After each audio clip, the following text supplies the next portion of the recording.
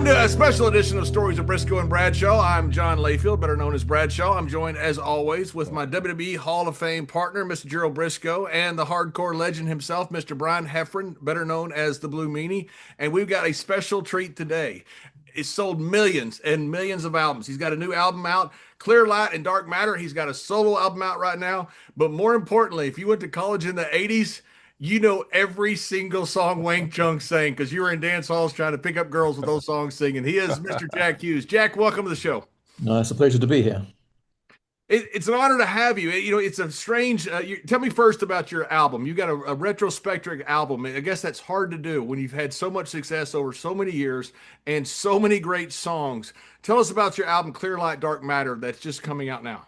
Yeah, well, I wanted to, well, Nick and I wanted to do an album which sort of spanned the whole career and sort of was a prelude in a sense to releasing the back catalogue, which we've been working on for years, really, but it's something we want to do. So Clear Like Dark Matter, double vinyl album or a double CD, depending on your preference. We wanted the physical copies, rather than just the downloads and stuff. Although you get that along with those albums. Album one is a sort of greatest hits album in many ways, going from Don't Let Go and Dance All Days through to Space Junk, which is a track we did in the 90s, became big through being used on that TV series, The Walking Dead. We also include the track from The Breakfast Club that we did, Fire in the Twilight, which has not been available before, although the version that we put on the album is a live version that we recorded last year. And then album two is rarities. I guess it includes our very first single from the UK, Isn't It About Time We Were on TV? It includes the demo of Dance All Days and also of To Live and Die in LA. And it goes right up to date with a new remix of Everybody Have Fun Tonight by Eric Cupper. Jack, they say if you remember the 80s, you didn't do it right. So Exactly right. you've got this great tour coming out. That's Yeah, wonderful. that's I why we want my needed to 80s. put it on an album. That's right. With Rick Springfield, John Cafferty, John Waite, Paul Young. This sounds absolutely incredible. And you guys are touring a ton, night Yeah, after night. Tell us a little about this tour and how it came about and then the response to it. Because I Want My 80s seems like something that I want to buy a ticket for several yeah. Well, times. Yeah. hopefully everybody will be feeling that. And yeah, essentially at the beginning of the year, we were offered various things. This particular tour with Rick Springfield, John Waite, Paul Young, John Cafferty came up, and we were really into that. And so we sort of let the other offers slide and realized we were slightly out on a ledge, hoping this would come up. But in fact, it did. We played the cards right. So it's an exciting tour in that it's four bands, so it's not too many bands, which means the bands get to play longer sets. That means we can play, stuff rather than just the hits. Although we have a lot of hits to play, so we get Yeah. through those. And as you say, it's an extensive tour. It's about 43 dates, I think, starting in Clearwater, Florida on May 28th, and it goes through to somewhere, Henderson, Nevada, I think, on the 8th of August or 10th of August, I think that is. Most You rock. got you got quite Oh, quite a summer coming. You got quite a summer coming up there. A lot of How did traveling. you how did you end up moving from the UK over to Austin, Texas? And I noticed in the back of you there's a bust of Stephen F. Austin. Man, you're getting right in with all the Texas guys. Absolutely, yeah. No, what makes you move to Texas? Love. Yeah, I love not love of Texas, I know that, but love of music. Uh, Yeah, love of all sorts of things, but mainly of my wife. Now my wife. And so she's living here in Austin, and so yeah, it seemed a sensible place to come. Also, I've spent. We were signed, unlike many British bands, we weren't signed in the UK. We were signed to an American label, Geffen Records, in Los Angeles. So our career has been very based in the States, and I've been touring here in the summer. We started touring back in about 2010. Did that for like 3 or 4 years, and then I stepped away from it for a while, and then came back to it in around about, well, like 3 years ago or something like that. I think this is my third year of touring, and these last 3 years have definitely seen us going up the greasy pole, and doing more shows and better shows. Yeah. I Well, grew up in Austin has actually turned into our the Nashville South or Southwest, I guess it is. Do you Yeah. notice the variety of music there? I mean, it's got to really be intriguing to you to just being a musician, all the different forms of music there. It's Oh, really a cultural musical place, is it Austin. is. It's very interesting the kind of people who wash up here, you know. And I had breakfast with Bill Carter a couple of days ago, who's a stalwart of the Austin music scene for many years. You know, great country writer. Well, writing all sorts of stuff, like for Stevie Ray Vaughan, and he's worked with them all. You know, so and also I'm working on a solo project as well. I've done a couple of solo albums since 2020. These are sort of things that indulge my passion for songwriting, which I still fascinated by the whole process of songwriting and love music. You're always finding new things to listen to. Back in the 2000s, I really got into jazz. I wasn't into it at all in the 80s, really. Even though we worked with Peter Wolf, who was in Frank Zappa's band. And I remember Peter talking to me about Miles Davis, and me being like, not exactly who's Miles Davis, but I didn't really know the music. And he took me out and played me Nefertiti, and he had this big Merc with a good sound system in it, and I kind of found it interesting, but it was only in the sort of late 90s, 2000s that suddenly the light went on, and that whole world sort of opened up to me. So my solo projects incorporate elements of jazz, rock, classical music, and give me a lot of freedom to do what I want to do because I record at home essentially. Although here in Austin, I've been using some of the studios. I worked in Willie Nelson's studio last week with an amazing drummer called Brannon Temple. So I find it very compelling here, the music and the history and the way you're sort of rooted in that sort of long legacy of amazing music that's, and a lot of great writers come here to Austin, Right, also exactly. filmmakers now as well. And I think there's also I'm a big fan of Gaia, that TV channel with lots of stuff about UFOs and stuff, and Yeah. the Institute of Advanced Research, is it, or something like that? Anyway, that's based in Austin, with Hal Puthoff and some of these really amazing guys. So there's a whole spectrum of interesting people here. When you talk to a rock and roll legend, you kind of expect the story to be, so I was playing at age 12 in a bar somewhere, but your story is different. Your story, you're a scholastically trained musician, went to the Royal Yeah. College of Music. Explain how this happens, because when I read this, I thought that was so Yeah. fascinating that this is your Yeah. background that you came from, and you actually lectured at the college that you attended. Yes, to a degree, yeah, yeah.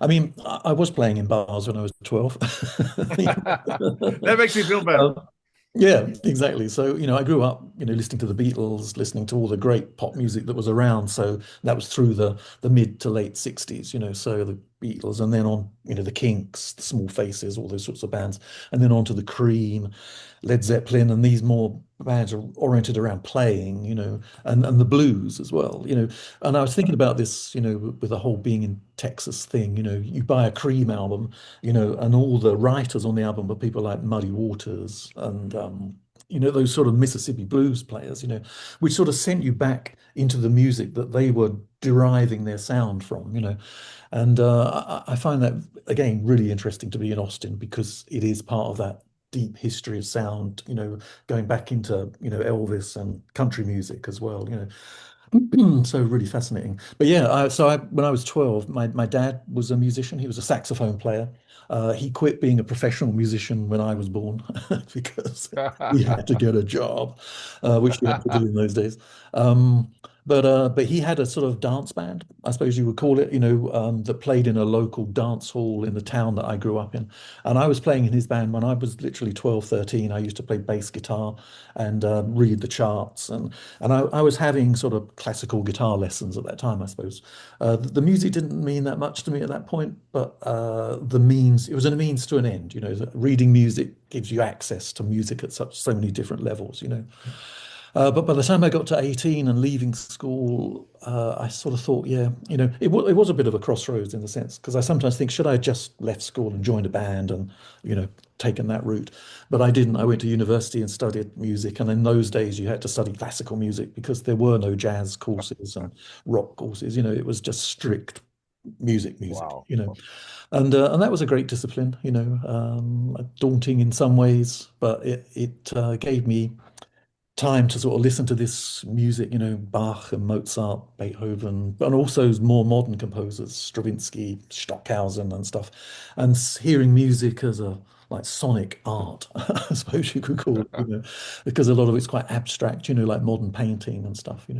And it just gave me this wide perspective on music. And but by the time I came out of the Royal College, I was desperate to get back into a band. And around that time in 76, 77, punk was happening in London. And I found that really stimulating, the just kicking everything apart, really, so kicking the old prog bands off the roster, but also kicking the nuts for classical music as well and all that went with that. So it was an exciting time. And out of that, Wang Chung kind of grew out of that. And as I say, we got signed to Geffen Records in Los Angeles. And then we had that whole experience of working here in the States, which again is very different from the UK when it comes to the sense of the legacy of the music. Your album that's come out, the retrospective, Clear Light, Dark Matter. You've got Yeah. a retrospective of you for 40 years. You're a very creative person, and you have expressions of yourself from 40 years ago, and you're now writing a solo album, which is more expressions of yourselves. So you have more of a record of it, say, than a normal person would because of what you're put out as far as your art. Yeah. How have you changed, and how has your music changed over the last 40 to 50 years? Yeah, it's an interesting question, with songwriting, these songs sort of come through you. Do you know what I mean? It's sort of like it's not something you can really you can't sit down with a blank sheet of paper one morning and go, okay, I'm going to write a song. I mean, you can do that, but the results aren't necessarily great. But sometimes a song just bursts through, and Dance All Days was that, just came out of the blue. And when I write a song, I sort of hear it as a produced thing. It's not particularly abstract. I hear the bass line and the way the guitar's going to sound and the whole thing. Um, when it comes to, well, I suppose, I did my first solo album I did in 2020, well, 2019, it came out in 2020. And that was similar in a sense, actually. It was a difficult part of my life. I'd experienced quite a lot of loss around that time. And so I think when you're in that heightened emotional state, you're even more in touch with whatever it is, some sort of consciousness that you're in touch with. And again, a lot of songs came through, and I had the time to record them. I have well, I say a studio at home. It's really a computer, three decent microphones and instruments. And so I just sort of got it all down and released this album. I felt that was really good work, still feel it is. So in a sense, I think in a lot of things in life, you get better at it as you get older, but it doesn't mean it's necessarily as accessible as some of the stuff you do when you're younger, which is probably more in tune with the spirit of the time and with your sort of contemporary audience. I love music, as we all do. That's one of the reasons we're here. We're so excited to have you on. But the Sure. only thing I can play is the jukebox, and they don't even have those anymore, so I can't do that either now. So But I did go to this bar recently that had a great jukebox. What was it called? Devil's it, in Backbone. Texas, I have a feeling there's still some jukeboxes. I love. Oh, it was great, this place. That's right, The water and probably course. Rocky 3 at the local movie theater too. Yeah, We can yeah, be a little absolutely. behind times down there. That's okay. When does it come to you? I mean, after we've talked to some singers on here, raw writers on here, that'll Uh-huh. come to them perhaps at night. They leave a pen and paper by the bed. When does it come to you? And does it come to you in spurts, or does it come to you somehow regularly over, say, a course of a month or something? Mm. Yeah, I mean, Don Henley, I remember reading him talking about the well, that if you just leave it and do other things, the well gradually fills up. And then when you want to tap into it, there's all this stuff there. I kind of believe in that. But yeah, the ideas come. I used to teach songwriting, and I always used to say it's not like a job where you can just do it when you're Yeah. working, as it were. It's like the ideas can strike you when you're out to dinner or doing all sorts of stuff that you might otherwise want to continue doing, but you stop and I think certainly, the girlfriends, wives, the songwriters have to get used to them sitting like just staring into space, and being kind of very uncommunicative for chunks of time, and it's just like because this song's like unfolding in your head. The album that's coming out, the Clear Light and Dark Matter, Yeah, the retrospective. A lot of yeah. this wouldn't have happened if you hadn't answered an ad And this is again this little different path than most people have taken. Tell us about Yeah. the ad that you answered and the person at the end of it, please. Yeah. Yeah. I remember talking with another songwriter about how things turn on a dime. It's like you can't really plan things. And certainly, so I'd left the Royal College of Music. I was living in Southeast London. I had a kid. In fact, I think I probably had, no, I had my first son, Harry. And so, yeah, kind of, I guess from my parents' point of view, living a fairly chaotic life, but for me, it all seemed good, and I decided that I needed to sort of get in a band, basically, and there used to be musicians wanted ads in this paper called The Melody Maker at the back. And I answered one of these. Well, I went, probably did 4 or 5 auditions, but one of them I answered was this particularly impressive looking thing with sort of a black border, and Nick later sort of said, yeah, I spent a load of money on it to make it look like I had a deal, and which he didn't, of course. But yeah, I went into this studio, yeah, quite a nice studio, sort of rehearsal space in London, and Nick had a few like tests, as it were, like so he was writing these songs at the time that had a kind of they were very punk inspired, but see you later. They were very punk inspired, but they also had these sort of jazzy chords in them, and that to me felt very natural. I think to a lot of the other guitarists he auditioned, they couldn't figure it out at all, but for me it was pretty natural, and I think that's what sort of drew us together. There was the love of what was going on at the time, the punk thing, but there was also this real respect for Frank Zappa, for Chaka Khan, Sly and the Family Stone, all that sort of great American funk, and a band called the Tubes as well, which were being marketed as a punk band, but really they were a prog rock band, and Wang Chung was always about sort of these hybrids, really, like bringing different styles and trying to jam them together and create something new out of it all. Like Shaka Khan, you guys became a verb. Did you get any pushback from that when you make yourself into a verb? Because I think it's awesome because now everybody gets the verb. You're actually an official Yeah. verb in the dictionary. Absolutely, we are in the dictionary, which is quite an achievement. As with a lot of things in this business, you sort of think it up and think, well, we'll change that later because it's daft. But yeah, it just sort of stuck, and especially when we had everybody have fun tonight, everybody Wang Chung tonight. It was, Yeah. I think at Yeah. the time, the music critics especially were like, kind of, oh God, this band.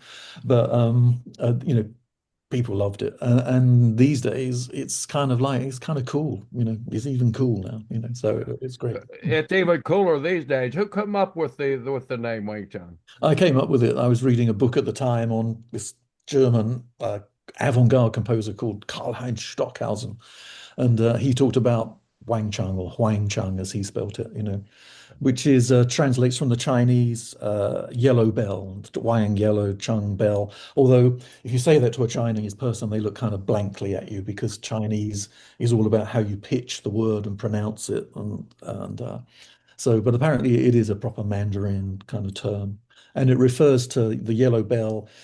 Is this bell that rings at the center of the universe, producing like millions of vibrations, and our reality is one of them, and the job of music is to harmonize with that vibration, which at the time I sort of thought like, oh, that's kind of cool, and didn't really think much about it. But these days, being interested in sort of alternative kind of ideas, the idea of frequency and vibration and reality being that basically, reality is Wang Chung, so it's become more and more meaningful.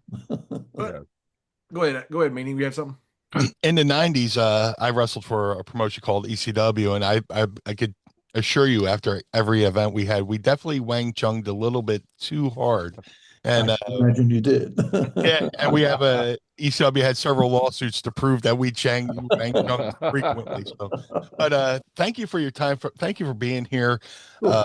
Your voice has been the soundtrack to so many great memories in my life. Hmm. The tour you have coming up, so many heavy hitters. Do you look at these tours as sort of like a high school reunion where you get together and talk about, reminisce about the days of when you guys were, dominating the music charts? Yeah, to a degree, I haven't worked with Rick Springfield or John Waite before, so there'll be quite a lot of catching up to do with those guys. But the tours we've done previously, we were touring with Thomas Dolby and Another great act.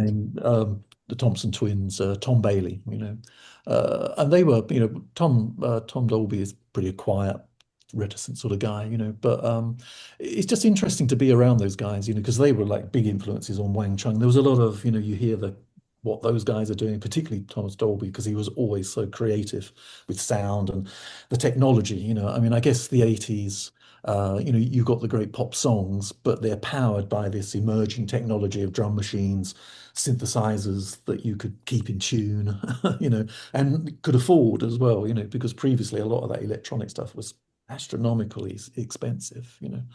So yeah, it was an exciting time, and technology was the cutting edge in music. Technology now has shifted into maybe computers and AI and all that terrible stuff. But back Well, what do you think about this AI coming into music? You think it's kind of losing its position? I mean, before you got a studio full of really talented musicians. Now yeah, you got a machine there that you could replace those musicians with. Do you yeah. think it's losing something with the AI? Yeah, it's a mixed thing. I mean, I could be, blunt and say there's no such thing as AI, because I sort of don't think there is in any what those words actually mean is not what these machines do. But it's interesting, living in Austin again, you're in that old world, where Yeah, bands yeah. play and Texas. yeah, exactly. In Willie Nelson's studio, the engineer was saying, the last kind of 2 years of sessions that he's done are nearly all bands who set up in the studio and play together. And even back in the 80s, Wang Chung, apart from our first album, which we recorded in the UK, and there we were a band in the studio tracking and doing all that stuff. But the other albums we did, everything was layered up, because we were using drum machines and synths. So you put that stuff down and then you add stuff on top of it. So I suppose, in a sense, that whole thing that started in the 80s using computers in music has now become, a lot of dance music is obviously very like machine music, if you like, very rigid tempos and repetitive and very linear. And obviously to get AI to produce that is not difficult, because that's what it is in a sense. But to get AI to produce like God Only Knows or Strawberry Fields Forever or even a Radiohead song. Do you know what I mean? I think well, that would never happen. I don't think, because AI is still a machine, and machines can't try harder. Do you know what I mean? They don't have will in the same way that humans do. And they also aren't obtuse in the way that humans are. And I think with art, a lot of it comes from doing the opposite of what you'd expect. And although I'm sure you could program some AI to do the opposite of what you'd expect, I still don't think you're ever going to get the cohesiveness that you get from a great artist. We had Don Felder on about a month or two ago from the Eagles, and Don was telling us, he said, the difference when you don't need Pro Tools? And we said, what? He goes, when you have pros. You don't need the software when you got the pros, because Exactly right. Exactly. you guys literally had to tool it until you got it right. And Yeah, because of that, you came out with some of this greatest music of all time. And that can be lost because of what's accomplished now. I think that's right. I think that's right. I remember a friend of mine, he was working on a soundtrack thing and he had a track by The Who. I think it was Won't Get Fooled Again. He had the original, well, like a copy, digital copy of the original 8-track recording they made. And we were listening to it. And there are bits where you can just hear people shouting in the studio and stuff like that, and you don't register that on the track as actually there, but you subliminally it's there. Do you know what I mean? You And feel it. the amplifiers and all of that stuff and the sheer volume of sound that's coming out of the room, all of that gets captured somehow in the energy of the track. And when you don't have that, it produces something different. It's not necessarily bad what it produces, but there's something to be said for guys in the room, and like you say, pros who can play. And sometimes the best things come out in music come from a mistake. Just a happy accident. Yeah, One of my favorite musicians, Eddie Van Halen, said he learned from his father, if you make a mistake, do it twice and do it with a smile. That way people think you meant it. totally. Yeah. And with AI, there's a lot of thing in AI. A lot of great music comes from emotion. A Yeah. lot of music comes from pain, and Yes. what I doubt a AI has ever lost a girlfriend or lost a job. So there's the benefit to the Or human. got drunk. Yeah. No, Happened to me last night. Yeah. Yeah. totally right about all of this. Do you know what I mean? It can't do that stuff, the human stuff, and that's what music is about. It's like you say, accidents are really important. And one of my favorite jazz musicians is Thelonious Monk, who's a piano player. Maybe you know his stuff, but it sounds when you first listen to it, it sounds like he's just going, and at the time people sort of thought he couldn't play, but of course that's completely misreading the fact that he was just very spontaneous and searching for things. But I love his statement where he sort of said, there are no wrong notes on the piano. Wow. And Did, it's like, no, of course Jack, not. your album Clear Light Dark Matter, which is a retrospective of your career, you become one of the most famous bands in history. But Mm, when you first put some songs out, it took a couple years for those songs to make it for whatever yeah. reason. Either he had the wrong promoter, you had the wrong method, whatever that was. Did you know at the time that you had great content and that it was going to hit, or were you concerned about the fact that I thought I put out something great? I'm not sure I did. Mm. It's a difficult one, sort of self-assessment, because as an artist, you tend to be pretty hard on yourself, and if you get bad reviews or something doesn't work out, that you believed in, the buck stops with you. Do you know what I mean? It's not like a lot of jobs where you go, well, he didn't do his job or blah, blah, blah, you know. So, and it did take a while for Wang Chung. Nick and I were in various bands for, well, it seemed a long time, but it was probably like a couple of years really in London, different versions of bands, just us and then a bigger band, and then reducing it down to the three-piece Wang Chung, and yeah, I guess I never had a plan B, so I guess that must mean that some deep sense I had that, yeah, I'm going to make it. It's going to be yeah. okay. But if you'd asked me at the time, I'd probably be like, oh God. I guess I just always felt like a student. I still do. I still feel like I'm learning. I still feel like the best is yet to come. So that probably just keeps you going. And did Well, you one of your songs that's out there that really caught our attention was the UFO song, and we're interested in UFOs here. What inspired that song, and what's the true meaning of it? Yeah. Well, this it's a song called Since 2017, I think, which I Yeah. released Great song. as a sort of single. And I mean, basically, the UFO world moves very quickly, probably quicker than the rock and roll world. And it was just an important time, I think. So 2017 is the year when the New York Times released or did an article. This lady Leslie Keane, I think, and Ralph Blumenthal. They did this article where they talked about the tic tac and the observation of that by these naval aircraft, and it was a big story in the sense that it changed the UFO narrative from "are they real" to "yes, they are real, but what are they?" sort of thing. Yeah. And I thought that was significant. And in that sense, since 2017, everything has changed. It's the idea in the song. It's like, so it doesn't seem like it's changed because we still live in this world with expensive gas and food you can't afford and, blah, blah, blah. But in a sense, the mindset has changed. And I think that also the mindset is being changed with this rebranding of UFOs as UAPs, Yeah. trying to sort of get a different set of associations. And I find that world just totally fascinating, totally fascinating. And that's kind of why I'm here, because I'm the resident UFO UOP. Great. that is correct. Brian is is a UFO expert, our friend. Okay. Yeah. So is there any reason why that you're the UFO expert? Are you? Well, I believe I had an experience when I was 8 years old in Okay. Atlantic City, August 1982. Wow. Uh, and through that, I became fascinated with what's in our skies. And then Yeah. I would watch Leonard Nimoy's In Search of, and then, traveling, I would always listen to the Art Bell radio show. Yeah. And now, as you mentioned, and since 2017, the James Yeah. Fox documentaries, Yeah.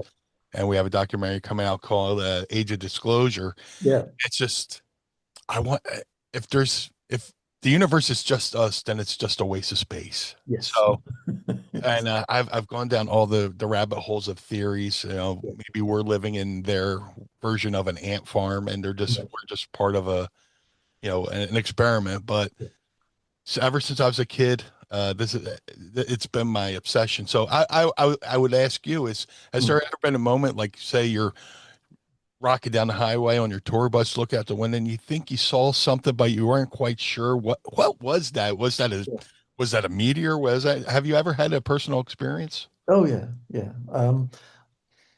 I sometimes think something must have happened when I was a kid for various reasons, but my I was on a sort of family holiday. This would be like in the mid 80s, I think, maybe early 90s, when I was not into the UFO subject at all. In fact, would have been very skeptical and like you are, you know.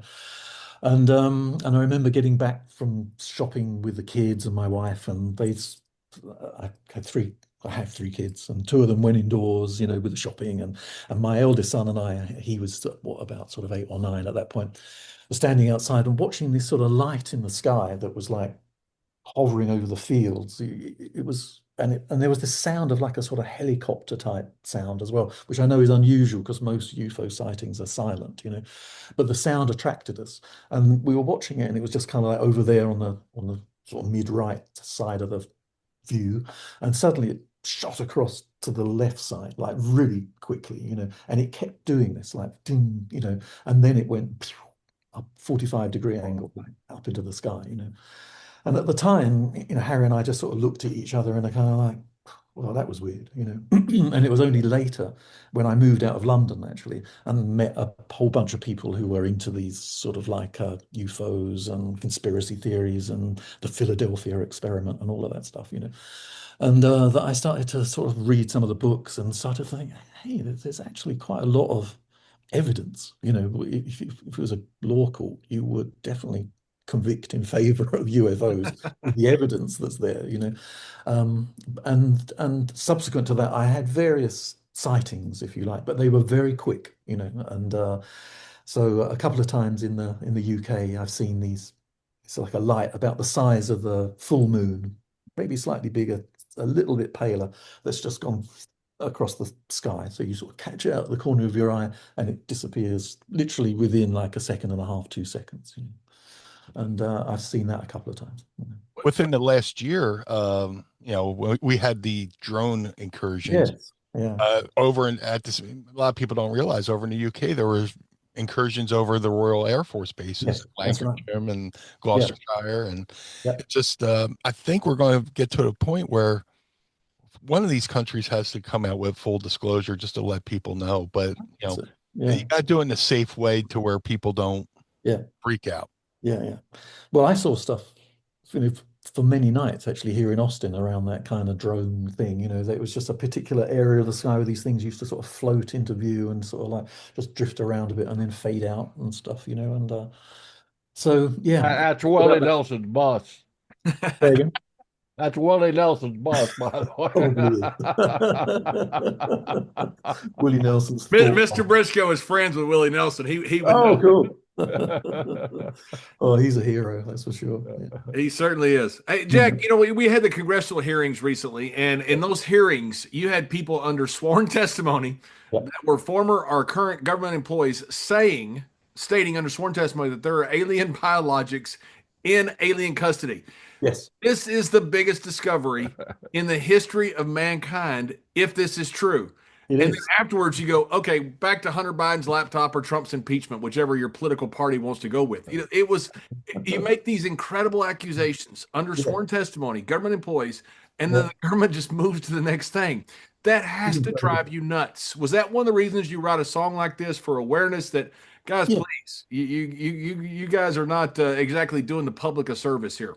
Yeah, not paying attention. Yeah, yeah. No, there was that. I mean, I've done this. That song is now part of an album. That's, you know, the theme of the reality of UFOs, or you know, like you say, non-human intelligence, UAPs. These more serious attempts to define the subject. You know, so I wanted to sort of mark the position, as it were, with since 2017. But the album, I think, sort of develops it more. You know, but I find it's a, you know. You know, how, like you say, sworn testimony, these guys who were testifying, you know, David Fravor and David Grush and Gavin, Ryan Graves, wasn't it? Yeah. really serious people, and not subject to delusions. I don't think, they're far, far from it, So what they're saying, as you say, under oath, has to be taken seriously, and it does sort of alter the whole paradigm that kids are still being taught in school, that we're the only sentient life in the universe, and evolution, and all of that stuff. It's just like, come on, I don't know whether you've listened to the recent. I don't know whether you're into Jeremy Corbell and George Knapp Yes. and Matthew Brown. yeah, Matthew Brown, exactly. And I think his testimony is really pretty compelling, and the depth and seriousness of what he says is, and he basically says, we're kept in this very carefully controlled reality, and the science is kept at a certain level. And I can really see that, even from where I'm standing. It's you One of the see. most famous encounters at Rendlesham Forest. There was a Mm, great documentary. We were blessed to have the guys who produced it on our show, an amazing. alien perspective on. Happened there in eastern UK. Did Yeah. you know anything about this back in the time? That was it famous at the time, or did it come out later that this something apparently big had happened? Yeah, I wasn't aware of it at the time. So that's like 1980, 81, isn't it? Where I Yes. certainly wasn't Yes. into the subject at that time.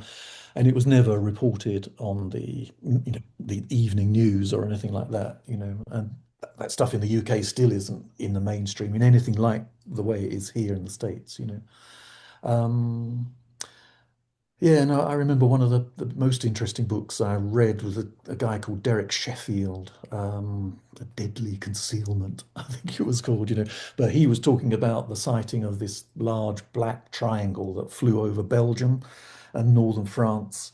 And he came across it he was on taking a New Year's trip to Paris, I think, and he was putting his suitcase up in the sort of top shelf of the wardrobe, and there was a bit of paper that was getting in the way. So he pulled the paper out, and it was a newspaper headline talking about this event where this giant black triangle had been sighted by numerous people on the ground, and police forces had reported it. The police force in this town phoned the police force in a town 40 miles away where this thing appeared to be heading, and it was filmed and all this stuff. And a guy from the Belgian Air Force actually went on TV in Belgium and talked about the fact that yes, it was a real encounter, that they had no idea what it was.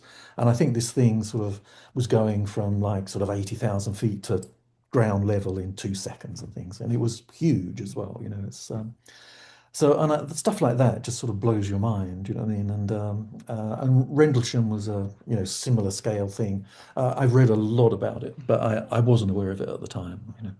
And in the Rendlesham Forest case, one of the officers succumbed to some ailments of dealing with the craft, and Mhm. he's one of the first guys to receive disability because of the things that happened to him with encountering this UFO. John McCain famously Yeah, fought to get they classified his medical records, right. and he fought to unclassify the medical records so he could get the benefits he deserves. It was documented PTSD. Yes. Yeah. Okay. Yeah. Yeah. And, Well, and there's Jack, you talked extraordinary about a stuff little bit on about matches being taken away from kids and things like that. Do you think it's a kind of a paternal guardian uh, aspect? Was that your message with that? I guess that's a positive take on it. There is this whole well-documented thing about these craft appearing over nuclear facilities and shutting them down. I think there's also a story of them trying to set them off in Russia. Do you know what I mean? Yes. Which is a bit worrying. But no, there does seem to be, you sort of think, well, if something really terrible, the worst happened, you know what I mean, that there would be some sort of intervention to stop it or calm it down. Quite what the consequences of that will be, one can only imagine. But yeah, There's an entire town in Japan dedicated to uh, UFOs right outside of Fukushima yeah, because they believe after the Fukushima meltdown that these yeah, UFOs came down and helped yeah, take away some of the uh, yeah. radioactive material. So Yeah. Well, there yeah, is film, isn't there, of these lights over the cooling towers and stuff. it's so fascinating. This is another reason why I'm obsessed with this realm of Yeah, UFOs and UAPs. yeah, yeah, yeah. And I find it fascinating, and like you say, I think there's definitely some benevolent species out there, but rather like the movie Men in Black. Do you know what I mean? It's like there's a lot of different species and a lot of chaos, and there's also that sense of Earth being like a bit of a sort of trashy place to end up on some Yeah. interstellar journey, like some slightly dodgy bar in downtown Austin. Jack, you were a bit of a philosopher. If you don't mind, I'd like to put you a little bit on the spot. What do you think they are? Do you think they're from another planet system? Do you think they're visiting here? Do you think they've lived among us for some time? What is your thought? I think they've been here for hundreds of thousands of years for sure. Yeah. And I think they probably are extraterrestrial, but I also can accept that maybe there are undersea bases and that the ones who are here and have been here for thousands of years, you know, live under the sea or underground, Um, I'm also open to the interdimensional theories as well. It gets a bit beyond me, the quantum stuff, but when you hear sort of reputable people talking about, interdimensional stuff, so David Grush, I don't know what his status is these days, because the UFO world is very weird in the way that people come out and have their moment in the sun and then get trashed and sort of, That's right. the It's uh, very tribal. yeah, it is tribal, and I see that, people, you know, credibility is such a premium. Do you know what I mean? And I don't know who's quite survived the credibility wars at the moment. Maybe, Well, speaking of lack of credibility, our Congress has zero, as they should. It's the only thing bipartisan in D.C., and I live right by D.C., is incompetence.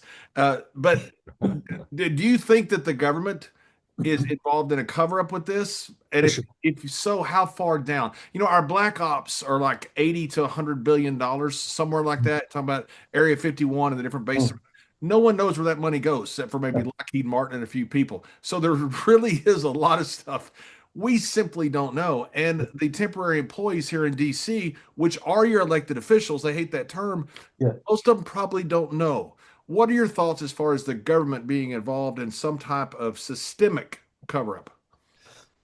Yes, I think they are. I think I always sort of think there's probably some big battle that goes on between the Air Force and the Navy, because the Navy are the ones that released the videos in 2017. And I always get the sense that they are kind of pro-disclosure, and the Air Force and the Army are not into it at all for whatever reasons. Um, but yeah, cover up. There's definitely a cover up. Yeah, it's like blindingly obvious, and you see that especially with this new Trump administration, and all the big promises about the Epstein files and and they end up releasing JFK stuff, which is important sort of thing, but everybody's dead, you know, Right, for a long time. do that sort of thing, and it's, you know, I don't think you're going to hear it from the government. Looking to the government to tell you about UFOs is not a good idea anyway. I don't think. Right. I think it's all about self-discovery, and you're going to hear it or witness it yourself. Because ultimately, any video that you see, any statement that you read, it's going to be open to argument and doubt. Whereas when you see something yourself, then seeing is believing, and it truly is in this subject. Meanie, I was going to wrap up and hit the tour dates. Did you or Mr. Brisco, did you guys have a final question for Mr. Hughes? No, I was just saying, when you come into the world of UAP and discover other people are into the world of UFP, it's kind of like Fight Club. But Mhm. once you find another member out in the wild that believes what you believe, Yeah. have you ever had that discovery amongst other people that you've worked with that, like, yeah, I believe too, but they're not so ready to come out and admit it? Well, what's been interesting is I was on a flight last year, I think it was, and the guy sitting next to me, I had this leather jacket on with a couple of NASA pins on it, which had been given to me. And he said, "Oh, you got your NASA pins there. And I was like, "Yeah, this is friends of mine work for NASA. He's like, "Oh, I work for Space Force." So I was like, "Oh, really?" And then he went on to sort of say, Wang Chung is like, we use your music a lot. Do you know what I mean? There's all sorts of people who are really into space junk and, to live and die in LA and, all this stuff. Yeah. And there were these guys in NASA as well, are huge into Wang Chung. And we did a thing called the 80s cruise beginning of last year. And this guy came up to me and sort of gave me his email address and said, get in touch. Do you know what I mean? He's some kind of like sort of underground thing, well, not underground, but, um, intel type thing, And he said, yeah, we have this particular Friday afternoon thing, with Wang Chung, something in a cocktail called Wang Chung, and we just sort of get out of it and listen to Wang Chung. It's like a whole ritual thing. Do you know what I mean? So I did email him, but I never got any reply. It just bounced back. So God knows what happened. That's awesome. Jack, the album is Clear Light, Dark Matter. You've also got a solo album coming out, but you've got a lot of touring dates coming up with I Want My 80s. Rick Springfield, John Waite, John Cafferty, Paul Young, all these guys. You've got a million dates. Me and Mr. Brisco and Brian were, on the road for, 300 days a year when we wrestled. We were wrestlers, when we wrestled. You Sure. got to love it to be on the road that much. Do you still enjoy performing in front of people as much as you did, say, back in the 80s? Yeah, it's still a thrill, and it's also, I think back in the 80s, we were playing, big shows. We were on tour with the Cars, playing these mega drone places, But there was quite a lot of pressure in those days, I think a lot of judgment, a lot of you're trying to find your footing in the whole thing, Whereas now we go out, people know who Wang Chung are. They bought the ticket, they're down with it. Do you know what I mean? And also I think with the other bands, and I'm sure this will be the case with Rick Springfield and John Waite, Paul Young, John Cafferty, we're sort of grateful to be doing it. There isn't that slightly arrogant sense of like, yeah, I don't know. Back in the 80s, you're young and don't know shit really. Yeah. But now Holy shit. there's a lot more gratitude, Right. Well, Jack, thank you very much for joining us. Good luck with the album. The album is Clear Light, Dark Matter, but it's been such a pleasure to talk with you. And I'm glad you're Really, living in the middle of God bless Texas because thank you. that's a wonderful place to live. Yeah, no, it's feeling like home. I love it. I really love it.